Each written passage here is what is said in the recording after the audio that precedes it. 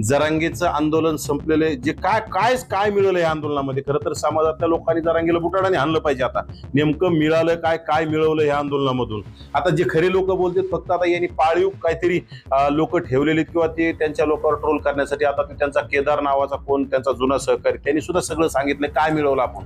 परत करण्यासाठी खोके मिळवण्यासाठी सातत्यानं धनंजय मुंडेंनाच टार्गेट करायचं आणि कुठेतरी धनंजय मुंडेंना टार्गेट केल्यामुळं आपण प्रसार माध्यमांशी ओबीसी नेते यांचं बेताल वक्तव्य हे मात्र त्यांच्या अंगलट येणार हे मात्र निश्चित होतं. जरांगे पाटलांवरती अगदी खालच्या भाषेमध्ये बोलल्यानंतर मराठा समाजामध्ये कुठेतरी नाराजी होती आणि नवनाथ वाघमारे यांच्यावरती सोशल मीडियावरती राग व्यक्त केला जात होता. आणि आज मुंबईमध्ये झालंय तसं. त्यांचा एक व्हिडिओ सोशल मीडियावरती व्हायरल झाला आणि हा व्हिडिओ सध्या तुमच्या समोर आहे.